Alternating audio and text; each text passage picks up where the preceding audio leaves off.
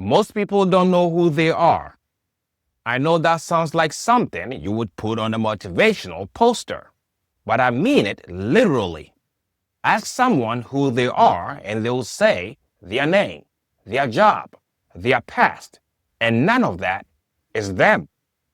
Your name is just a sound your parents picked. It was on a form, a label on a file folder, not a person. Your body isn't even stable. Your stomach lining is completely new compared to last week. Your skin replaces itself every month. Even your skeleton regenerates over time. You are a biological ship of Theseus. Every single piece of you is eventually replaced. So who is the you that remains? Think about how you talk. You never say, I am hand. You say, it is my hand, my body, my thoughts. If all of that belongs to you, then who is the you that it belongs to? Almost nobody sits with that question long enough to feel what it's pointing at. And because we don't know who we are, we live like we're being pushed around. Someone says the wrong thing, the plan falls apart, and we collapse. We react. We let the outside world run the inside. That's not living. That's just responding to whatever hits you next. Here's what's actually going on.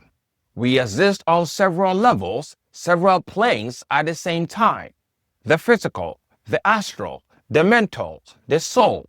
Most people have never even heard of half of them. But for simplicity, let's focus on three. The body, the mind, and something deeper. Something that doesn't have a job title. Something that doesn't age. Something that was watching when you were a kid and is still watching right now. Call it spirit. Call it awareness. The name doesn't matter. What matters is that most of us have completely forgotten it's there. We chase physical things. We measure our worth by physical results, money, status, achievement, and then we wonder why we feel empty even when we get what we wanted. I know this personally. I was a global tech lead at a major Silicon Valley company. Up at 2, 3 a.m. running scrums across different time zones, showing up the next morning to lead meetings and writing code on top of all of it. I could sense my manager didn't want me there. He never said it outright, but the moves he was making told the whole story, piling on the work, sidelining me, eventually a performance plan, the corporate way of saying, we're building a case to push you out. I had tied my whole identity to that title, and the moment someone tried to take it, I felt like I was disappearing. But then I took a breath, and I realized I am not this title. I am not what this man thinks of me. I handed in my resignation, and the moment I did, I slept.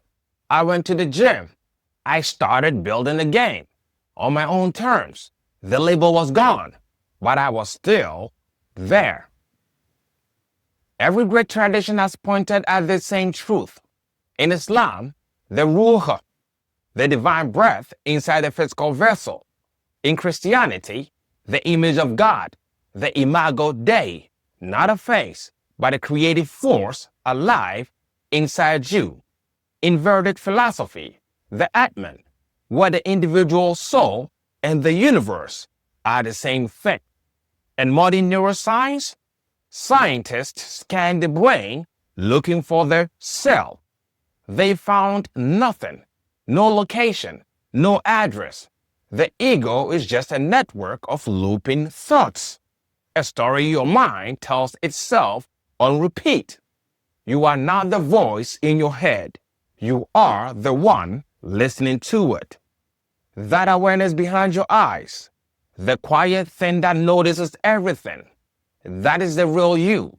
It was never broken, never lost, just buried under a lot of noise. Most people are just reacting to life, waking up, going to work, going through emotions, going to sleep, doing it again, not creating, just surviving. But you don't have to live that way. The moment you ask who you really are, not your name, not your resume, not your wounds, that's the moment you stop reacting and start creating. So ask the question, sit with it, not to find a clever answer, but to feel what's left when you strip everything else away. That quiet thing that remains, that's where you start.